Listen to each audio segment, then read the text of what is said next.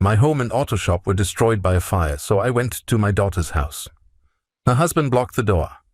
"You'll ruin my Italian sofa. I have no place for a homeless old man." Desperate, I called my late best friend's son, a boy I treated like my own, now a billionaire. No one knew I had his contact. When he arrived in his brand new Rolls-Royce and said 5 words, "I'm glad to have you here. Follow my story until the end and comment the city you're watching from, so I can see how far my story has reached." I watched everything I'd built over 37 years turn to ash in less than 4 hours. The flames ate through my auto shop like they were hungry, devouring the hydraulic lifts, the tool cabinets I'd saved for months to buy, and the 1967 Mustang I'd been restoring for Mrs. Henderson down the street. The fire department said it started with an electrical fault in the old wiring. I'd been meaning to update it, but business had been slow and, well, you always think you have more time. The apartment above the shop went with it. Everything. My late wife Sarah's jewelry box, the photo albums, the recliner where I'd spent countless evenings reading repair manuals. Even the coffee mug Zoe made me in 3rd grade, the one with the crooked handle that said, "World's Best Dad," in her wobbly handwriting. Gone. I stood there on the sidewalk at 3 in the morning, wearing the same coveralls I'd had on when the fire alarm went off, watching the last flames flicker out. The Red Cross volunteer handed me a blanket and a bottle of water, asking if I had somewhere to go. I nodded, but honestly, I wasn't sure. My daughter Zoe lived 20 minutes away in Riverside Hills, the expensive part of town. She'd married Richard Pemberton 3 years ago, a real estate developer who wore suits that cost more than I used to make in a month. Their house was one of those modern things with too much glass and not enough soul, but it was big enough. Surely they had a spare room where an old man could sleep for a few nights while he figured things out. The insurance adjuster wouldn't be out until Monday, and even then, who knew how long it would take to settle? At 62, I didn't have the energy to start over, but I didn't have much choice either. The business had been my life since Sarah died 8 years ago. Now I had nothing but the clothes on my back and whatever was left in my checking account after paying last month's bills. I drove to Zoe's house in my pickup truck, the only thing that had survived because I'd parked it down the street. The dashboard clock read 4:15 in the morning, but this was an emergency. Family was supposed to be there for emergencies, right? The house was dark when I pulled into their circular driveway. Motion sensors lit up the walkway as I approached, making me feel like an intruder. I rang the doorbell and waited, then rang it again. Finally, I heard footsteps and the deadbolt turning. Richard opened the door wearing silk pajamas, his hair perfectly styled even at this hour. He looked me up and down, taking in my soot-stained coveralls and the smell of smoke that clung to everything. "Desmond, what are you doing here?" His voice carried that tone he always used with me, like he was talking to a child who tracked mud through the house. "There was a fire," I said, suddenly feeling foolish for coming here without calling first. "The shop, the apartment. Everything's gone." "Oh." He didn't step aside to let me in. "That's unfortunate." I waited for him to invite me inside, to ask if I was hurt, to show even a flicker of concern. Instead, he glanced back into the house, then stepped outside and pulled the door closed behind him. "Look, Desmond, I'm sorry about your situation, but you can't stay here." He crossed his arms, blocking any chance I might have had of getting past him. "We just had the carpets professionally cleaned, and frankly, you smell like a chimney. Plus, Zoe's been having trouble sleeping lately. The stress of her new position at the marketing firm, you understand?" I stared at him, not quite believing what I was hearing. "I'm not asking for a handout, Richard. Just a place to sleep for a night or two while I sort things out." "And where exactly would you sleep? The guest room has white furniture, Italian leather. Do you have any idea what smoke damage could do to pieces like that?" He shook his head like I was being unreasonable. "No, I think it's best if you find alternative arrangements. There's a Motel 6 on Highway 9. Clean, affordable." The words hit me like a physical blow. "I'd like to talk to Zoe." "Zoe's asleep, and I'm not waking her up for this. She has a presentation on Monday that could make or break her career." Richard's voice grew colder. "Look, I get it. You're having a rough patch. But we can't be expected to solve your problems every time something goes wrong." "Every time?" I couldn't keep the hurt out of my voice. "When have I ever asked you for anything?" The implication is there, isn't it? You show up here in the middle of the night, homeless, expecting us to take you in. He gestured toward my truck. You're 62 years old, Desmond. Maybe it's time to consider that your little auto shop experiment has run its course. There are programs for people in your situation, social services, senior housing. The words cut deeper than the sight of my burning shop had. This wasn't some stranger talking to me like I was worthless. This was my daughter's husband, the man she'd chosen to build a life with. Where's Zoe? I asked again. I told you she's sleeping, and she's going to stay that way. Richard stepped back toward the door. I suggest you leave now before we have to call security. Security? In that moment, I understood exactly how he saw me. Not as family, not even as a human being deserving of basic compassion. I was a problem to be managed, a threat to be removed. I turned to leave, then stopped. Does she know I'm here? Richard's hesitation told me everything I needed to know. Somewhere inside that house, Zoe was awake. She'd heard the doorbell, heard our voices.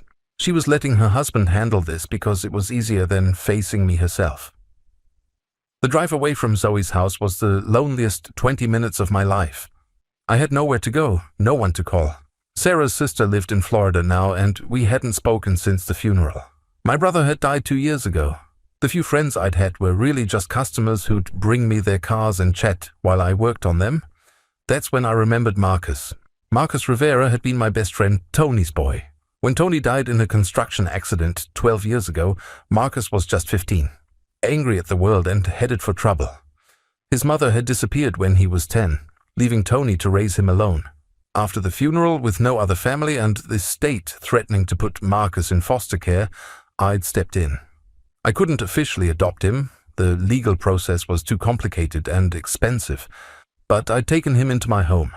Fed him, clothed him, made sure he got to school. More than that, I'd believed in him when nobody else would. When he got accepted to state university but couldn't afford tuition, I'd found a way to make it happen. When he'd wanted to start his own business after graduation but had no credit or collateral, I'd co-signed loans that could have destroyed me if he'd failed. But Marcus hadn't failed. Far from it. The last I'd heard, his company was worth more than I could imagine.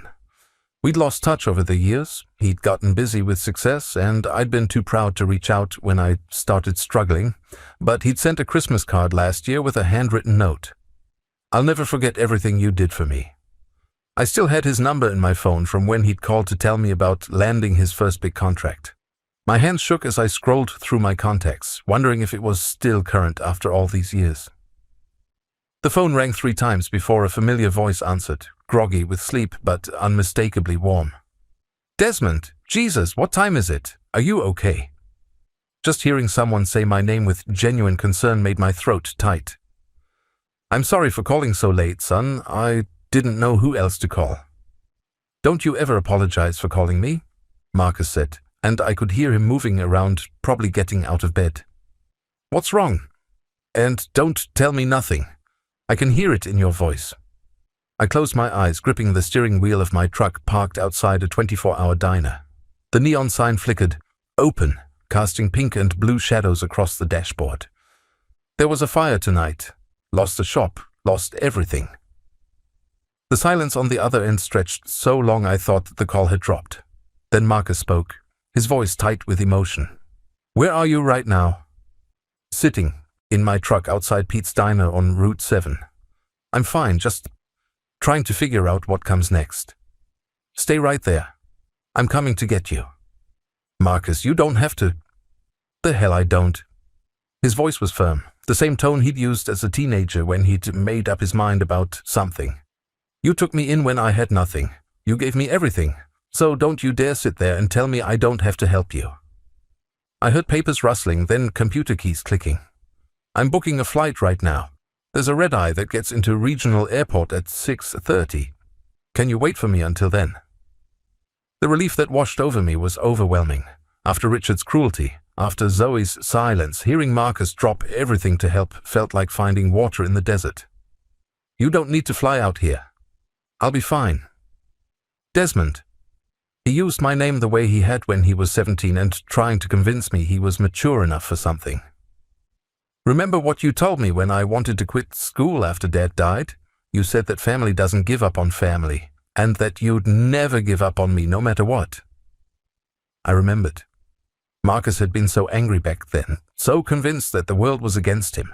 It had taken months of patience and small victories to help him see that he had a future worth fighting for. "Well, you're my family," Marcus continued. "The only real family I've ever had, so I'm not giving up on you either." After we hung up, I sat in my truck watching the diner's late-night customers come and go. Truckers mostly, and a few insomniacs nursing coffee and staring at their phones. I thought about going inside, ordering something to eat, but my stomach was twisted in knots. Instead, I found myself thinking about Marcus as a kid. He'd been so thin when he first came to live with me. Not just physically, though he was that too, but thin in every way that mattered. Hollow-eyed and suspicious of kindness, expecting to be disappointed by anyone who tried to help him. Tony's death had shattered something fundamental in that boy, left him convinced that everyone he cared about would eventually leave him. I'd given him Tony's old room, but for the first month he'd slept on the floor with his back against the door. When I'd asked him why, he'd shrugged and said he liked to know his exits. It broke my heart. Slowly, carefully, I'd started showing him that not everyone would abandon him. When he'd failed his first math test and waited for me to yell at him like his previous foster families had, I'd sat down and helped him study instead. When he'd gotten into a fight at school and expected to be thrown out, I'd listened to his side of the story and helped him find better ways to handle his anger. The breakthrough had come 6 months later. I'd been working late in the shop, trying to finish a transmission job, when I'd heard a noise from the apartment upstairs. I'd found Marcus in the kitchen making 2 sandwiches. He'd handed one to me without a word, then sat down at the table to eat his own. "Figured you might be hungry," he'd said, not meeting my eyes. It was the first time he'd ever done something for me without being asked. The first time he'd thought about my needs instead of just his own survival. I'd known then that we were going to be okay. High school had been rough. Marcus was smart. Brilliant, actually. But he carried chip on his shoulder the size of Texas.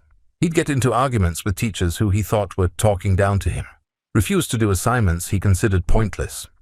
His grades suffered, and by junior year his guidance counselor was suggesting he consider trade school instead of college. Nothing wrong with trade school, I'd told him that night over dinner. I never went to college, and I've done fine for myself. "But you want more for me, don't you?" Marcus had asked, studying my face carefully. "I want whatever makes you happy, son, but I also know you've got a mind that could take you anywhere you want to go. It'd be a shame not to use it." That's when Marcus had started applying himself. Not because I'd pushed him, but because he'd finally understood that someone believed in his potential. His grades shot up senior year, and when the acceptance letter from State University arrived, he'd run into the shop, waving it over his head like he'd won the lottery. The problem was money. Even with grants and work-study programs, we were looking at $15,000 a year we didn't have. I'd run the numbers a dozen times, hoping I'd missed something, but the math was brutal. My auto shop was doing okay, but not well enough to cover tuition for 4 years. That's when I'd made the decision that would change both our lives. I'd bought the auto shop from old Pete Sullivan back in 1988, taking out a loan against the building and equipment. By 2009, I'd finally paid it off. The shop was mine, free and clear, worth maybe $80,000 if I sold it outright. Instead, I'd gone to the bank and taken out a second mortgage. $80,000, enough to cover Marcus's tuition and living expenses for all 4 years of college. I told him it was a loan program I'd found, a special grant for kids whose parents had died in workplace accidents. He'd believed me because he'd wanted to believe me, and because at 18 he hadn't understood how money really worked. I'd never told him that I'd risked everything I owned to send him to school. Never mentioned that I'd gone from owning my business outright to carrying a debt that would take me 15 years to pay off. Never explained that the reason I'd started working longer hours, taking on more jobs, skipping vacations and new equipment purchases, was because every month I had to make a payment that equaled about half my profit. It had been worth it. Marcus had thrived in college, throwing himself into business classes, with the same intensity he'd once reserved for fighting. He graduated magna cum laude with a degree in business administration and immediately started working for a consulting firm in the city. But even after he'd landed a good job, I'd never told him the truth about how his education had been funded. What was the point? He'd already graduated, already started building his career. All it would do was make him feel guilty about choices I'd made freely. We'd stay close for the first few years after graduation. He'd visit every few months, always bringing expensive gifts I didn't need and trying to give me money I was too proud to take. But gradually, as his career took off and his life got more complicated, the visits became less frequent. The phone calls grew shorter and further apart. I'd understood. Success brought its own obligations, and Marcus was building something important. The last thing he needed was an old mechanic reminding him where he'd come from. But sitting in that truck outside the diner, waiting for dawn and hoping Marcus would actually show up, I realized I'd made a mistake. Not in helping him. I'd do that again in a heartbeat. But in cutting myself off from the only person who might actually care whether I lived or died. My phone buzzed with a text message. "Just landed. On my way to you now. Hold tight." I stared at the message for a long time, feeling something I hadn't felt in years. Hope. At 7:15 in the morning, a gleaming black Rolls-Royce Phantom pulled into the diner parking lot, like something from a dream. I'd been nursing my fourth cup of coffee, watching the sunrise paint the sky orange and pink when I saw it through the window. The car moved with silent precision, its chrome details catching the early light. Marcus stepped out, wearing a charcoal gray suit that probably cost more than I used to make in 3 months. But when he saw me walking toward him, his face broke into the same grin he had had as a teenager. Wide and genuine and completely unguarded. He crossed the distance between us in quick strides and pulled me into a hug that nearly lifted me off my feet. "Look at you," he said, holding me at arm's length and studying my face. Still tough as nails, even after everything. I managed a weak smile. "Don't know about tough. Feel pretty beaten up right now." "Beaten up maybe, but not beaten down. There's a difference." He squeezed my shoulder. "Come on, let's get you somewhere comfortable. We have a lot to talk about." "Marcus, I appreciate you coming, but I don't need charity. Just need to figure out my next move, that's all." He gave me a look I remembered from his college days, the one he'd get when I tried to downplay something important. "This isn't charity, Desmond. This is family taking care of family. Now get in the car before I have to physically carry you." The inside of the Rolls-Royce was like stepping into another world. Leather seats that felt like clouds, wood, paneling that gleamed like a mirror, and air that actually smelled expensive. Marcus settled beside me as his driver, a polite young man named David, pulled smoothly out of the parking lot. "I want to see it," Marcus said quietly. "The shop." I shook my head. "Nothing to see but ash and rubble." "I want to see it anyway." We drove in silence through the familiar streets of my neighborhood, past the hardware store where I'd bought supplies for 30 years, past the coffee shop where I'd eaten lunch most days, past the small houses where many of my customers lived. Everything looked different in the early morning light, shabbier somehow, like seeing your hometown through a stranger's eyes. The shop was worse than I'd remembered. In daylight, the destruction was complete and stark. The roof had caved in, leaving twisted metal beams pointing at the sky like broken fingers. The walls that had stood for 60 years were now piles of brick and mortar.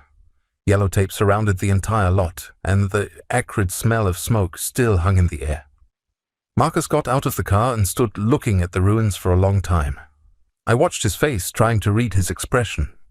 Finally he spoke. "This is where you taught me to change my first oil pan." I nodded. "You were 16. Got more oil on yourself than in the drain pan. And over there," he pointed to what had been the office area, "that's where you helped me fill out my college applications. You did most of the work yourself." Marcus turned to face me, and I was surprised to see tears in his eyes. "You know what I remember most about this place? It wasn't just the car repairs. It was the way you made everyone feel welcome. Mrs. Chen from the grocery store bringing you homemade soup when you were working late. Old Mr. Patterson sitting in that folding chair by the bay doors, telling stories about the war while you worked on his Buick.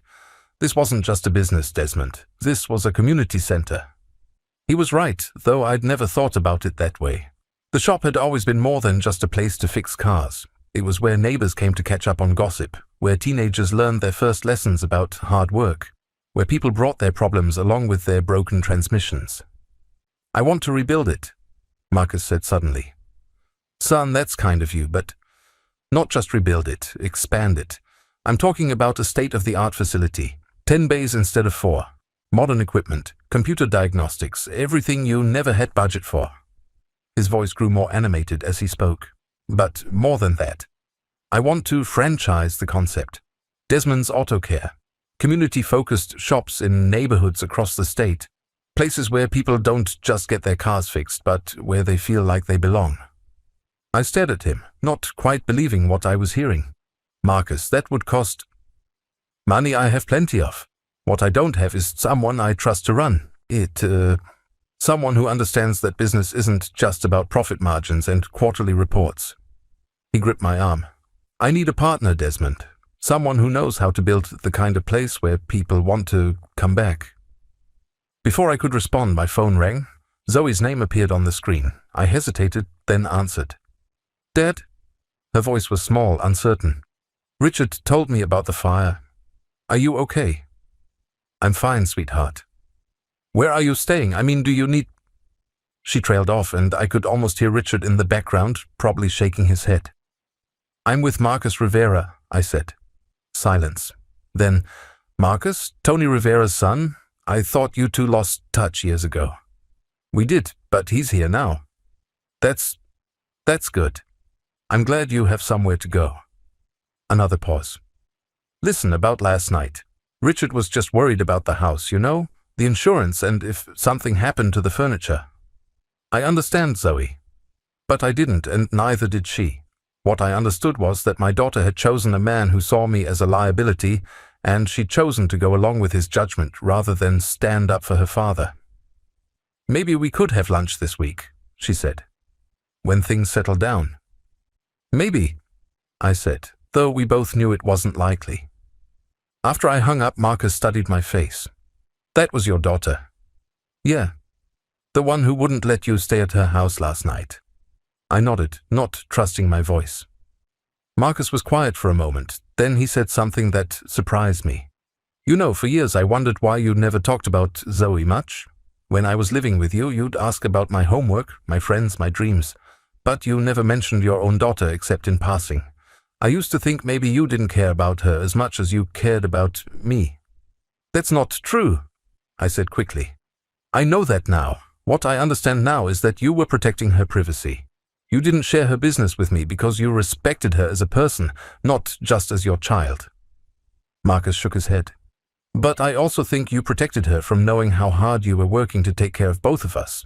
She never knew about the second mortgage, did she? She never knew you were risking everything to send me to college. I didn't answer, which was answer enough.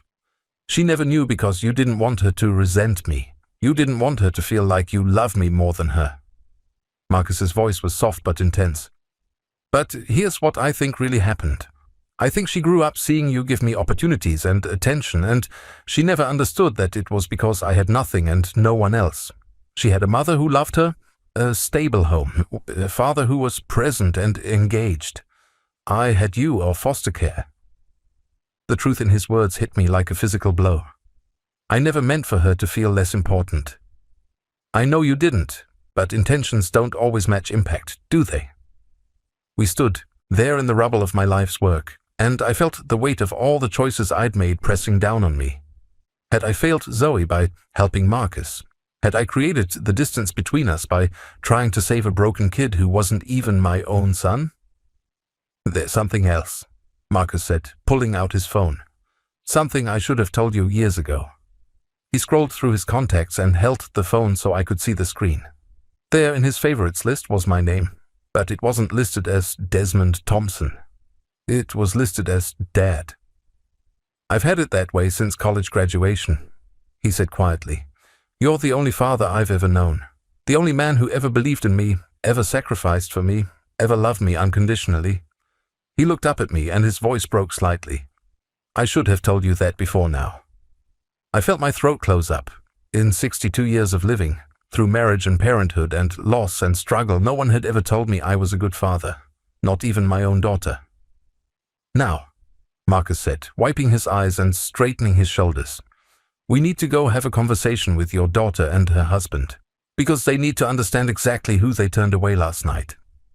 The drive to Zoe's house took 20 minutes, but it felt like hours. I kept trying to imagine how this would go, what I would say, how she would react. Marcus sat beside me, calm and focused in a way that reminded me of the determined teenager who'd refused to let anyone tell him he wasn't good enough for college. "You don't have to do this," I told him as we pulled into Zoe's driveway. "Yes, I do," he said simply. "You defended me when I had no one. Now I'm going to defend you." Richard answered the door wearing weekend clothes, khakis and a polo shirt that probably cost more than most people's car payments. His expression went from annoyed to confused to something approaching panic when he saw the Rolls-Royce in his driveway and Marcus standing beside me.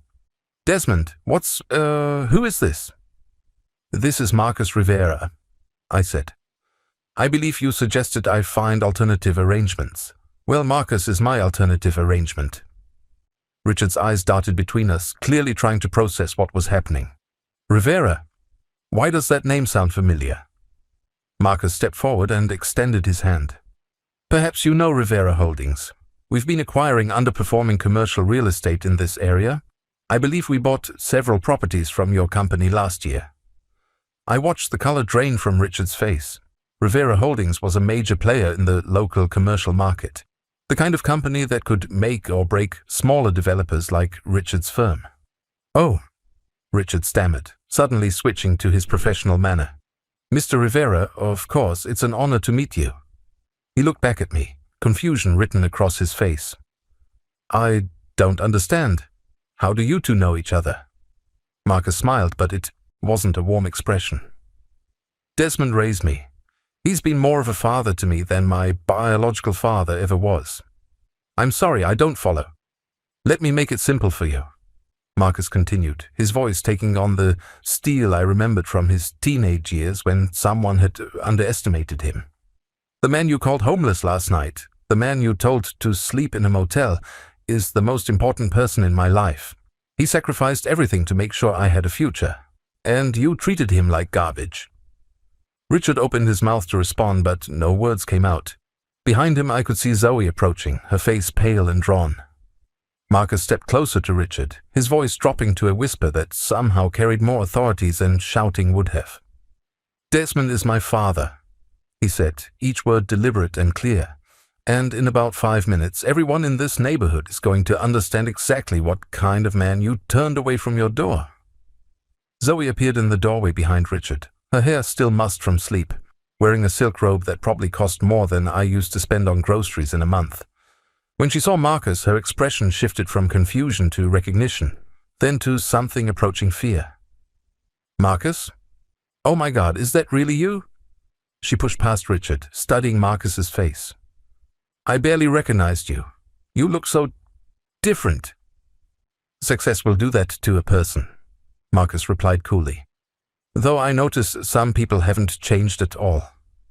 Richard was still processing what Marcus had said about being my son. "I'm sorry, I must be misunderstanding something. Desmond, you never mentioned having another child." "He's not my biological son," I said quietly. "But he's my son in every way that matters." Zoe frowned, looking between us. "Dad, what's going on? Why are you here with Marcus? And whose car is that?" "Mine," Marcus said simply. "Would you like to know how I could afford it?" Something in his tone made Zoe step back. "I don't understand." "Your father paid for my college education, all 4 years. Tuition, room and board, books, everything." Marcus's voice was calm, matter-of-fact, but his eyes never left Zoe's face. $60,000 total. Do you know where that money came from?" Zoe glanced at me, then back at Marcus. "Dad said there was some kind of scholarship program." "There was no scholarship program." Marcus pulled out his phone and showed her something on the screen. "This is a copy of the second mortgage your father took out on his auto shop in 2009. $80,000 borrowed against the only asset he owned to send me to State University." I watched the color drain from my daughter's face. "That's not... Dad, tell me that's not true." I couldn't meet her eyes. Marcus needed a chance, sweetheart. His father was gone, and he had nobody else. "But you had me." Zoe's voice rose, attracting attention from neighbors who were starting their weekend morning routines. "I was your daughter. Why didn't you take out a loan for my college? You didn't need one, I said softly. You had your mother's life insurance policy. You had the education fund we'd been paying into since you were born. You had a full ride to state because of your grades and that tennis scholarship. But you still chose him over me. I didn't choose anyone over anyone, I said, my voice stronger now. I helped a kid who had nothing because that's what decent people do. Marcus stepped forward, his presence commanding even in the suburban driveway. Zoe, do you know what your father did after he took out that mortgage? He started working 80-hour weeks to make the payments. He took jobs he'd never taken before. Oil changes, tire rotations, basic maintenance. Because they paid cash and he needed every dollar he could get. I don't want to hear this, Zoe said, but she didn't move away. He stopped taking vacations, stopped going out to dinner, stopped buying anything for himself that wasn't absolutely necessary. Marcus's voice grew more intense. Do you know why he drove that old pickup truck for 12 years instead of getting something newer? Because every dollar he wasn't spending on himself was a dollar going toward my education debt. Richard finally found his voice. Okay, this is all very touching, but what does any of this have to do with last night? Marcus turned to him with the kind of look that could freeze water. What it has to do with last night is that you treated the most generous man I've ever known like he was some kind of vagrant. You turned away someone who has spent his entire life helping others. I was protecting my home, my family. Your family? Marcus laughed, but there was no humor in it. Let me tell you about family, Richard. Family is what Desmond showed me when he took in a 15-year-old kid with anger issues and no future. Family is working 3 jobs to keep a roof over someone's head and food on the table. Family is believing in someone when they don't believe in themselves. He gestured toward the house, toward the perfect lawn and expensive cars. This isn't family. This is a business arrangement. You married Zoe for her connections and her mother's money. She married you for security and status, but neither of you knows the first thing about actual love or sacrifice. You don't know anything about our marriage, Zoe said, but her voice lacked conviction. I know that when your father, the man who raised me, who taught me everything I know about integrity and hard work, showed up at your door with nothing but the clothes on his back, you let your husband turn him away. Marcus's voice was quiet now, which somehow made it more powerful. I know that you've been so busy playing house with your rich husband that you forgot where you came from. That's not fair, Zoe whispered. Fair? Marcus pulled out his phone again, scrolling through what looked like financial documents. You want to talk about fair? Let me show you what fair looks like. He turned the phone so both Zoe and Richard could see the screen. This is the payment history for your father's second mortgage. Look at the dates. Look at the amounts. For 15 years, he's been paying $867 a month for a loan he took out to educate someone else's child. Zoe's eyes widened as she scanned the information. Dad, this says you still owe $32,000. I've been making payments, I said simply. But this means... She looked up at me, realization dawning. This means you've been struggling financially for years. This whole time when I complained about money being tight, when I said I couldn't understand why you never seemed to have anything saved up. I had enough, I lied. No, you didn't. Marcus's voice cut through my attempt at deflection. Do you want to know how I know that? Because last Christmas, when I sent your father a check for $5,000 as a gift, he sent it back with a note saying he didn't need charity. But I ran a credit check anyway because that's what you do in business. You verify information. He looked directly at Zoe.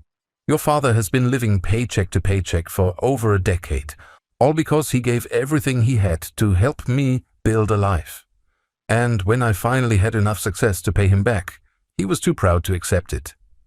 Richard shifted uncomfortably. Look, we all appreciate the history lesson, but... Shut up, Marcus said without even looking at him. Adults are talking. The dismissal was so casual and complete that Richard actually took a step backward. Marcus continued addressing Zoe. Do you know what your father told me when I got my first promotion? When I called to share the good news, he said he was proud of me. Not proud of what I'd achieved, but proud of who I'd become. He said that seeing me succeed was worth more than any money he'd ever spent. Tears were rolling down Zoe's cheeks now. Dad, why didn't you tell me? Why didn't you explain what you were doing? Because it wasn't your burden to carry, I said. You were my daughter. It was my job to take care of you, not the other way around. But I could have helped. I could have understood. Could you? Marcus interrupted. Because from where I stand, it looks like you spent the last 20 years judging your father for not being successful enough, not realizing that his lack of success was because he gave everything he had to someone else. The neighborhood had grown quiet around us, but I could sense people watching from behind curtains and partially open doors. The wealthy enclave of Riverside Hills wasn't used to this kind of drama in their perfectly manicured streets. Marcus seemed to notice the attention too, because he raised his voice slightly. You know what the real tragedy is here? Your father could have been a wealthy man by now. If he'd never taken in a homeless teenager, if he'd never risked his business to pay for someone else's education, he'd probably own half the commercial real estate in this town by now. But he chose to help someone who needed it, and that choice has defined every day of his life since. He stepped closer to Zoe, his voice dropping to a whisper that somehow carried more weight than shouting. And last night, when the man who sacrificed everything for everyone else finally needed help himself, you let your husband treat him like a stranger. You let him drive away with nowhere to go because acknowledging him might have made your perfect life a little bit uncomfortable. Zoe was sobbing openly now, her silk robe damp with tears. I'm sorry, Dad. I'm so sorry. I didn't know. You didn't want to know, Marcus corrected. There's a difference. Richard, who had been growing more agitated during this entire exchange, finally exploded. Enough. This is my home, my property, and I want all of you to leave. Now. Before I call the police. Marcus turned to look at him for the first time in several minutes, and his smile was absolutely predatory. Please do call the police, Richard. I'd love to explain to them how you refused shelter to a homeless fire victim. I'm sure that would make a wonderful story for the local news. You're threatening me? I'm educating you, Marcus replied calmly. See, the difference between you and me is that I earned everything I have. You married into whatever success you think you've achieved. And now you're learning that actions have consequences. He pulled out his business card and handed it to Richard. Rivera Holdings has been looking to expand our commercial development portfolio in this area. Your company has several projects we've been considering partnering with. Had been considering. Richard looked at the card and I watched his face go pale as he processed what Marcus was saying. Have a good day, Marcus said pleasantly. Then he turned to me. Come on, Dad, let's go home. As we walked back to the Rolls-Royce, I could hear Zoe calling after me. Dad, please, can we talk? Can we work this out? I paused with my hand on the car door, looking back at my daughter standing in the driveway of her perfect house, tears streaming down her face. For a moment I felt the old pull of paternal instinct, the desire to comfort her and make everything okay. But then I remembered the sound of that door closing last night, the finality of Richard's dismissal, the choice Zoe had made to stay silent while her husband treated me like nothing. Maybe someday, sweetheart, I said softly, but not today. As we drove away, Marcus was quiet for a long time. Finally he spoke. I'm sorry you had to go through that. Are you? I asked. Or are you satisfied that they finally know the truth? He considered this. Both, I think. I'm sorry because I know it hurt you, but I'm not sorry. They know what kind of man you really are. He paused. The question now is, what do you want to do next? I looked out the window at the familiar streets of my hometown, seeing them differently now. Everything had changed in the space of 12 hours. My old life was literally ashes, but something new was beginning to take shape. Tell me more about this auto shop franchise idea, I said. Marcus's grin was the same one I remembered from his teenage years, full of possibility and determination. Now you're talking. Marcus's downtown office occupied the top 3 floors of a gleaming glass tower that hadn't existed the last time I'd been in the city center. The elevator ride to the 32nd floor was silent except for the soft hum of expensive machinery. And when the doors opened, I stepped into a world I'd only seen in magazines. Floor-to-ceiling windows offered a panoramic view of the entire metropolitan area.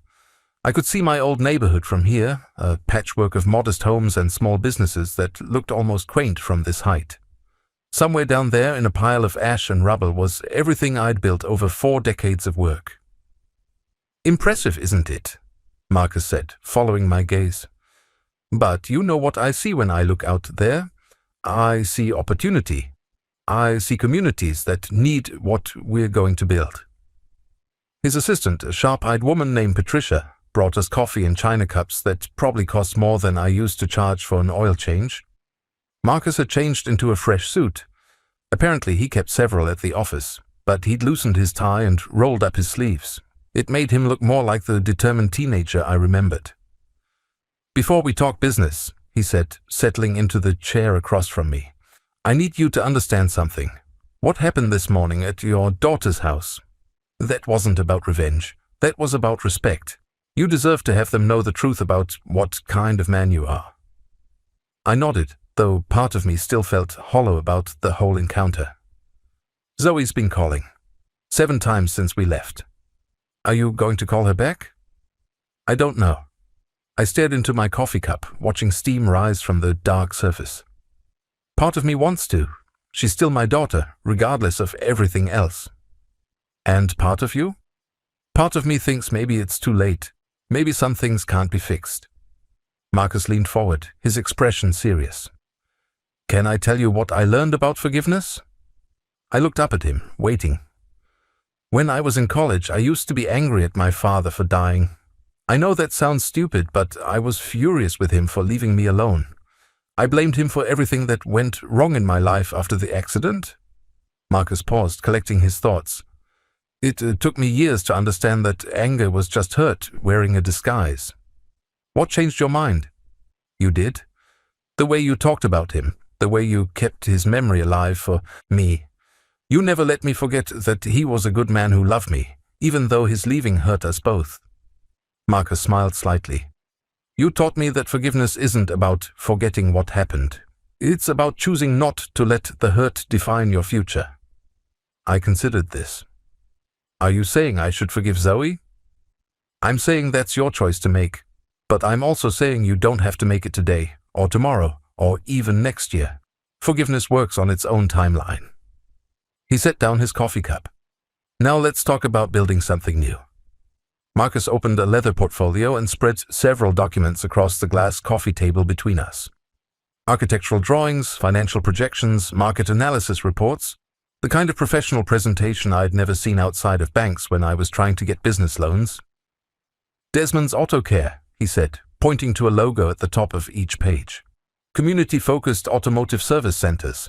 Not just repair shops, but neighborhood gathering places where people feel valued and respected." The drawings showed a building that was both modern and welcoming. Large windows, comfortable waiting areas with real furniture instead of plastic chairs, a coffee bar, even a small play area for customers' children.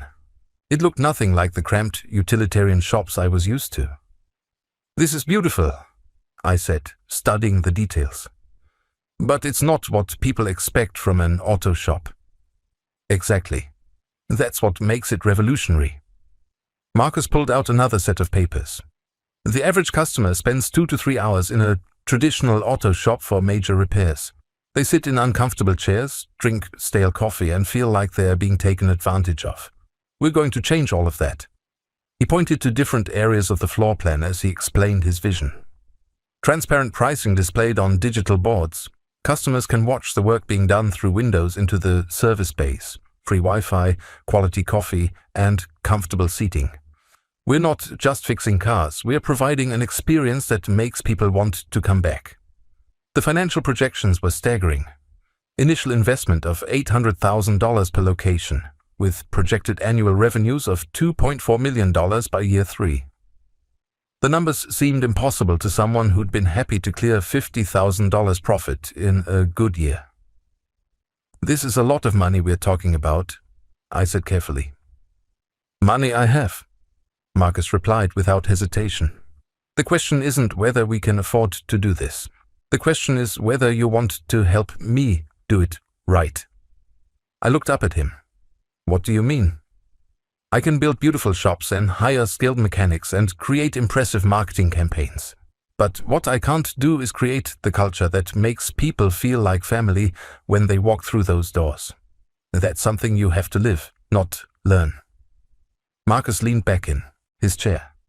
I've watched you work for years, Desmond. I've seen how you treat people. Mrs. Chen trusts you with her car because you've never lied to her. Mr. Patterson comes to your shop because you listen to his stories and make him feel important. That's not a business model you can replicate with training manuals. So, what are you proposing? Partnership. 50-50 ownership, with you as Chief Operating Officer and me handling financing and expansion strategy. We start with 5 locations in markets I've already researched, then grow from there. Marcus pulled out one more document. This is the partnership agreement my lawyers drew up. Take your time reading it. But the basic terms are simple. You provide the expertise and leadership, I provide the capital and business infrastructure. I scanned the contract, trying to process what I was seeing.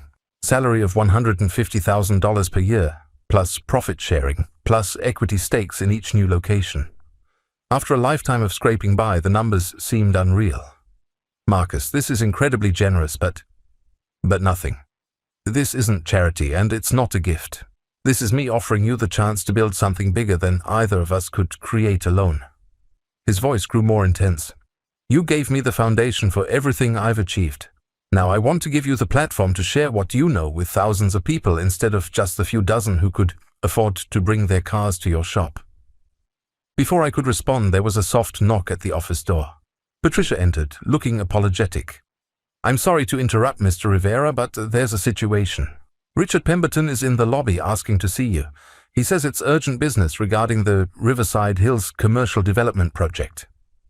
Marcus and I exchanged glances. Richard had wasted no time trying to repair whatever damage he thought had been done to his business relationship. Send him up, Marcus said with a slight smile. This should be interesting. 10 minutes later, Richard stood in the middle of Marcus's office looking like a man who'd been running uphill in the heat. His expensive clothes were wrinkled, his hair disheveled, and there was a desperate quality to his smile that made me almost feel sorry for him. Mr. Rivera, thank you so much for agreeing to see me. I want to apologize for this morning. There was obviously some kind of misunderstanding, and I'd like the chance to clear the air. Marcus gestured to a chair but remained standing himself. Please sit. And there was no misunderstanding, Mr. Pemberton. I understood your position perfectly. Richard perched on the edge of the chair, clearly uncomfortable.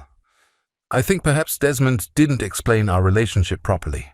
He's my father-in-law, and of course we care about his well-being. It's just that the timing was difficult, with the house full of guests and Zoe feeling unwell. Guests? Marcus raised an eyebrow. At 4 a.m. Well, no, not exactly guests, but... And Zoe feeling unwell? From what I observed, she seemed perfectly capable of standing and speaking when we arrived this morning. Richard's face flushed red. Look, I made a mistake, okay? I was tired, I wasn't thinking clearly, but that doesn't mean our business relationship has to suffer. Marcus walked to the window, looking out at the city below. Tell me about the Riverside Hills project, Richard. It's a mixed-use development. Retail, office space, high-end residential units. Exactly the kind of property that Rivera Holdings specializes in. Richard's voice grew more confident as he moved into familiar territory. We've invested 18 months and nearly $2 million in planning and permits. All we need now is a major partner to help with construction financing. And you thought that partner might be me? Well, yes. Your company has the capital and expertise we need, and we have the local knowledge and relationships to make the project successful. Marcus turned back to face Richard. What's your timeline?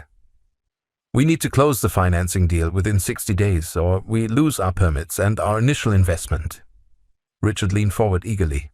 But with Rivera Holdings as a partner, I'm confident we can move forward quickly. I see. Marcus returned to his desk and pulled out a thick file folder. I've actually been following your project quite closely, Richard. My development team has been tracking all the major commercial projects in this area. He opened the folder and spread several documents across his desk. Riverside Hills Phase 1. Projected cost, $47 million. Projected timeline, 36 months. Projected return on investment, 18% annually. Marcus looked up at Richard. Those are impressive numbers. Richard's relief was visible. Yes, exactly. It's going to be a tremendous success.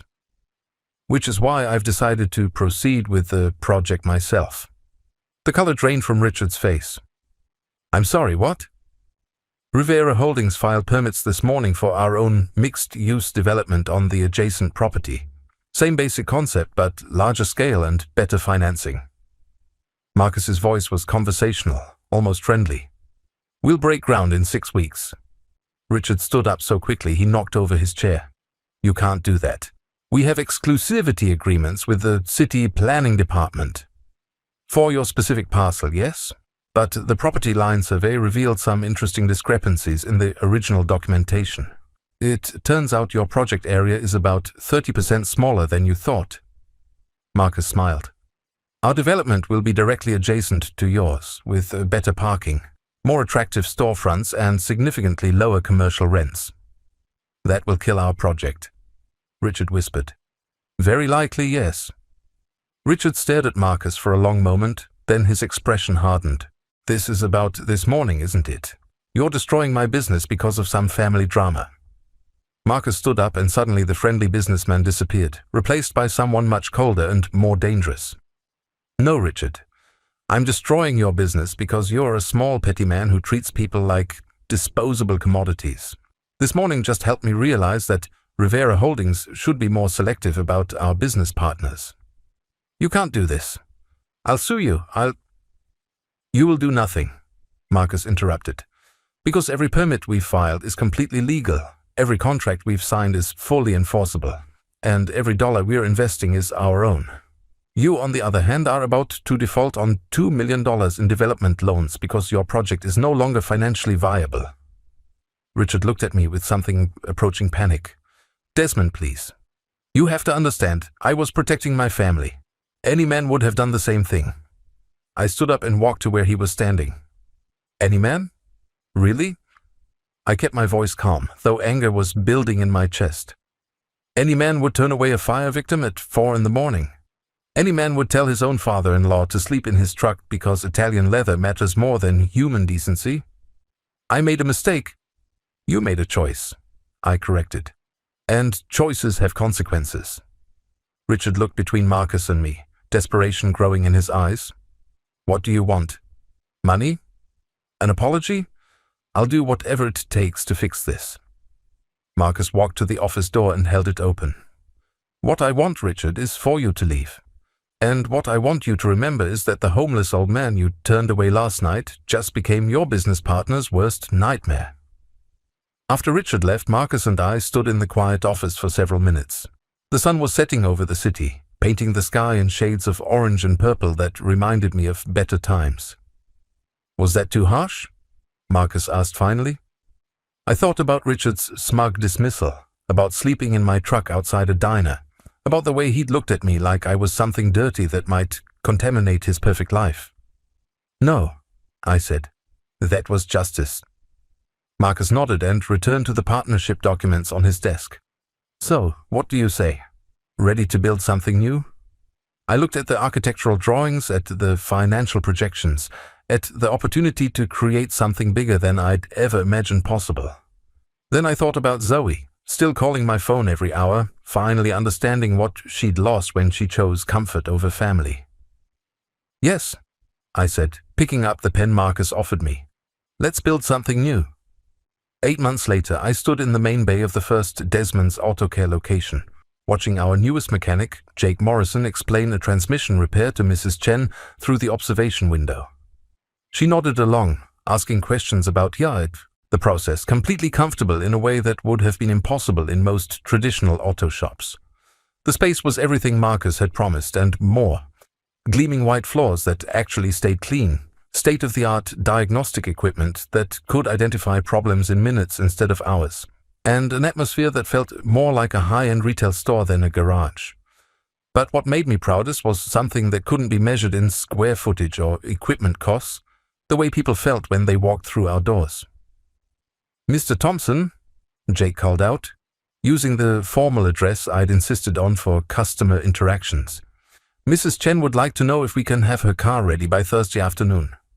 I walked over to where they stood, separated by the floor-to-ceiling glass that let customers observe all work being performed on their vehicles. "Absolutely, Mrs. Chen. Jake's one of our best transmission specialists, and we'll have you back on the road well before the weekend." She smiled and bowed slightly. "Thank you. And please tell Marcus I said the coffee bar is much better than Starbucks." After she left, I made my rounds through the facility, checking on the other 3 bays, reviewing the day's schedule with our service advisors, and stopping by the customer lounge where a handful of people waited comfortably in leather chairs while their cars were serviced. Business had exceeded every projection Marcus's team had developed. Word of mouth in the community had been extraordinary, and we were booked solid for the next 3 weeks. More importantly, customer satisfaction surveys consistently rated us above 95%.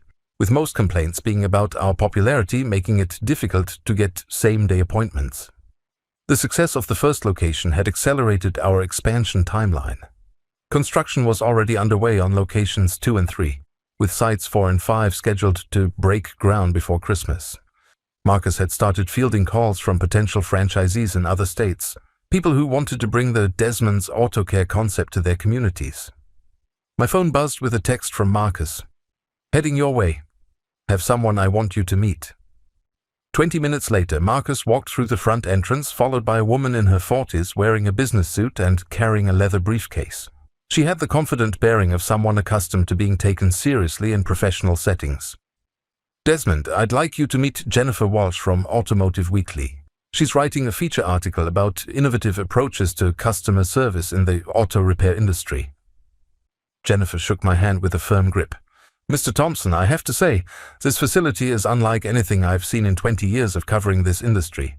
Marcus has told me some of your story, but I'd love to hear directly from you about your philosophy of customer service." We spent an hour walking through the shop while I explained our approach, how we'd eliminated the traditional barriers between customers and mechanics, how our transparent pricing eliminated the mistrust that plagued most auto repair relationships, how we created an environment where people felt comfortable asking questions and learning about their vehicles instead of feeling intimidated or taken advantage of. "What I find most interesting," Jennifer said as we finished the tour, "is that this isn't really about automotive repair, is it? This is about human dignity." I nodded. Every person who walks through that door is somebody's mother, father, son, daughter. They deserve to be treated with respect, not like their ignorance about cars makes them fair game for exploitation. And this philosophy comes from your personal experience. I glanced at Marcus, who gave me an encouraging nod. Over the past 8 months, I'd gotten more comfortable talking about the principles that guided our business, though I still preferred to focus on customers rather than my own story. "It comes from understanding what it feels like to be overlooked," I said carefully. "When you spend most of your life working with your hands, some people assume that means you don't work with your mind. They treat you like you're somehow less intelligent or less valuable than people who work in offices." I paused. I never wanted anyone to feel that way in a shop that had my name on it. After Jennifer left to write her article, Marcus and I sat in my office going over the weekly performance reports. Revenue was up 18% from the previous month, and our customer retention rate was holding steady at 96%. "The board meeting is next week," Marcus said, referring to the quarterly gathering of Rivera Holdings' senior leadership. "I want to present our expansion plan for next year. 25 locations across 4 states with projected combined revenues of $68 million. The numbers still amaze me. A year ago, I'd been happy to clear $3,000 in a good month. Now I was part of a business venture that would soon employ over 400 people. Have you given any more thought to the franchise opportunities?" Marcus continued. "We've got serious inquiries from groups in Texas, Florida, and Arizona. I want to make sure we don't grow so fast that we lose what makes this special," I said. "It's one thing to teach people our processes and procedures. It's another thing to teach them how to care about strangers." "Agreed. That's why I think we need to be very selective about franchise partners. People who understand that this is about more than just profit margins." My phone rang, displaying a number I'd come to recognize over the past several months. Zoe. She'd been calling regularly since that morning at her house, leaving voicemails that progressed from frantic apologies to tentative updates about her life to, most recently, simple messages saying she loved me and hoped I was doing well. I'd listened to every message, but I hadn't returned any of the calls. Not out of cruelty, but because I wasn't ready. The hurt was still too fresh, the betrayal still too raw. Marcus was right about forgiveness working on its own timeline, and my timeline wasn't ready for reconciliation. You know, Marcus said after I let the call go to voicemail, avoiding her forever isn't really a solution. I'm not avoiding her forever. I'm just not ready to deal with her yet. Fair enough. But when you are ready, you should know that she's been asking about you. Through mutual acquaintances, through people who know people. She's trying to understand what happened to her life. I looked at him sharply. What do you mean? Richard's development company went bankrupt 3 months ago. They lost everything when our competing project killed the financing for Riverside Hills. House is in foreclosure. Marriage is apparently in serious trouble. Marcus shrugged. I don't take any pleasure in their suffering, but actions have consequences. And Zoe? Living in a rental apartment, working 2 jobs to make ends meet. The marketing firm let her go when Richard's company defaulted on some consulting contracts. He paused. She's learning what it feels like to struggle. I felt a complicated mix of emotions hearing this. Part of me was sorry that Zoe was going through financial difficulties. But another part of me, a part I wasn't proud of, felt like maybe she was finally understanding what real life looked like for people who didn't have trust funds and wealthy husbands to fall back on. I should probably call her back, I said finally. Only if you want to. There's no obligation here, Desmond. You don't owe her anything just because you share DNA. The conversation was interrupted by a knock on the office door. Jake Morrison poked his head in, looking excited about something. Mr. Thompson, there's someone here to see you. Says his name is Tony Patterson, and that you rebuilt his Buick's engine about 15 years ago. I smiled, remembering the old gentleman who used to spend afternoons in my shop telling stories about World War II while I worked on his car. Send him back, Jake. Tony appeared in the doorway a minute later, moving slowly but steadily with the help of a walking cane. He was probably 85 now, his hair completely white, but his eyes were still sharp and alert. Well, I'll be damned, he said, looking around the office with its polished furniture and wall-mounted television displaying our customer satisfaction statistics. Desmond Thompson, you've certainly moved up in the world. I stood up and shook his hand, genuinely happy to see him. Mr. Patterson, it's great to see you. How's the Buick running? Oh, I had to give up driving 2 years ago. Vision isn't what it used to be, and my daughter insisted I was becoming a hazard to public safety. He chuckled. But I heard through the grapevine that you'd opened this fancy new place, and I had to come see for myself. I introduced him to Marcus, explaining how Tony had been a regular customer at my old shop. Marcus immediately invited him to join us for coffee. And for the next hour, Tony regaled us with stories about the old neighborhood and updates on people I hadn't heard from in years. You know what I remember most about your old shop? Tony said as our conversation wound down. It wasn't the quality of the work, so that was always top-notch. It was the way you made people feel welcome, like their problems mattered to you, even if it was just a squeaky brake or a burned-out headlight. He looked around the modern facility, visible through the office windows. This place is impressive, don't get me wrong, but I'm glad to see you haven't forgotten that cars are just machines. It's the people who matter. After Tony left, promising to bring some of his friends by for a tour, Marcus and I returned to our business planning. But something about the old man's visit had reminded me of why we were doing all this in the first place.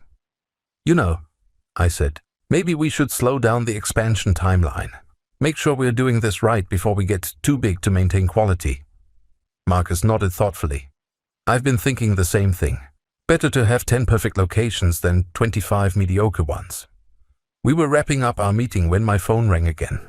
Zoe's number for the second time that day. This time, instead of letting it go to voicemail, I answered. Hello, Zoe. Dad? Her voice was smaller than I remembered, uncertain. I wasn't sure you'd answer. I'm here. I know I don't have the right to ask, but could we meet? Just to talk. I understand if you don't want to, but I've been hoping. I looked at Marcus, who nodded encouragingly. Okay, I said. But not at your house and not at mine. Somewhere neutral. Anywhere you want. I just want the chance to talk to you. We agreed to meet at a coffee shop downtown the following Saturday morning. After I hung up, Marcus smiled at me. Feel good about that decision. Ask me after Saturday. But as I drove home that evening to the modest apartment I'd rented near the shop, I found myself cautiously optimistic. Not about rebuilding my relationship with Zoe, that would take time and might never happen completely, but about the possibility that both of us had learned enough about what really mattered to have a conversation based on honesty rather than expectation. Saturday morning arrived grey and drizzly, the kind of weather that made staying in bed seem like the wisest option. But I got up early, showered, and put on the one good suit I'd bought since starting the new business, not because I was trying to impress Zoe, but because I wanted to feel like the man I'd become rather than the man I'd been when she last saw me. The coffee shop was busy with weekend customers, but I spotted Zoe immediately. She sat at a corner table wearing jeans and a simple sweater that looked like they'd come from a department store rather than a boutique. Her hair was shorter than I remembered, and she looked tired in a way that went deeper than just poor sleep. "Dad," she said, standing up when she saw me approach. "Thank you for coming." I sat down across from her, noting the dark circles under her eyes, the way her hands trembled slightly around her coffee cup. "You look different." "I feel different. Everything's different now." She met my eyes directly for the first time in years. "I wanted to apologize. Not because I'm hoping you'll fix my problems, but because you deserve better than what Richard and I gave you that night." "Okay." I've been thinking a lot about what Marcus said, about how I never knew what you'd sacrificed for him, what you'd given up to help someone who needed it. Her voice was steady, but I could see tears forming. And I realized that I spent most of my adult life angry at you for not being successful enough, not realizing that your lack of conventional success was because you'd chosen to put other people first. I didn't respond immediately, letting her words settle between us. "I also realized," she continued, "that I'd become someone I didn't recognize, someone who cared more about appearances than about people. Someone who would let her husband treat her father like a stranger because it was easier than standing up for what was right." "What happened to your marriage?" I asked. Zoe laughed, but there was no humor in it. "Turns out Richard only wanted to be married to the successful version of me. When the money disappeared and the social connections dried up, so did his interest in playing husband." She shrugged. "We're getting divorced. Should be final next month." "I'm sorry." "I'm not anymore. Losing everything taught me the difference between having a life and living a life." She leaned forward slightly. "Dad, I know I don't have the right to ask for anything from you. I know I hurt you in ways that might not be fixable, but I want you to know that I understand now what I threw away." We talked for 2 hours, not about reconciliation or forgiveness or what our relationship might look like going forward, but about the people we'd become and the lessons we'd learned from our mistakes. Zoe told me about working retail for the first time in her life, about learning to budget for groceries, about discovering that she was stronger than she'd ever needed to be when everything came easily. I told her about the business, about the satisfaction of building something meaningful, about Marcus's friendship and partnership. I told her about choosing to find purpose in the wreckage of my old life instead of just trying to rebuild what I'd lost. When it was time to leave, we stood outside the coffee shop in the drizzling rain, neither quite sure how to end the conversation. "I don't expect everything to go back to the way it was," Zoe said finally. "I know trust has to be earned, and I know that takes time. But I hope someday we can have more conversations like this one." "Me too," I said, and realized I meant it. As I drove home, I thought about the strange turns life could take. A year ago, I'd been a struggling small business owner whose daughter barely acknowledged his existence. Today, I was the partner in a growing company, with financial security I'd never imagined and the respect of people who mattered to me. The fire had taken everything I'd built over 40 years, but it had also cleared the ground for something better to grow. Marcus had been right that first morning. Family wasn't about blood or obligation. Family was about the people who showed up when everything fell apart, who believed in your worth when you couldn't see it yourself, who helped you build something new from the ashes of what you'd lost. I'd found my real family, and maybe with time and patience and honest conversation, I might even get my daughter back too. That evening, Marcus came by my apartment with takeout from the Vietnamese restaurant down the street. We sat on my small balcony eating spring rolls and watching the sunset over the city where we were building our future. "How did it go with Zoe?" he asked. "Better than I expected. Still complicated, but better." "Good.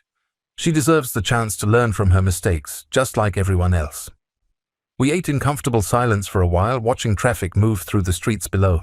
Finally, Marcus spoke again. "You know what I'm most proud of about this whole thing?" "What's that?" "We did it right. We built something that matters, something that makes people's lives a little bit better. And we did it by being who we really are, not by pretending to be someone else." I nodded, thinking about the customers who trusted us with their cars and their problems, about the employees who took pride in their work, about the community we were building one honest interaction at a time. "Your father would be proud of you," I said. "Both our fathers would be proud of us," Marcus replied. And sitting there in the gathering darkness, surrounded by the lights of a city full of possibilities, I knew he was right.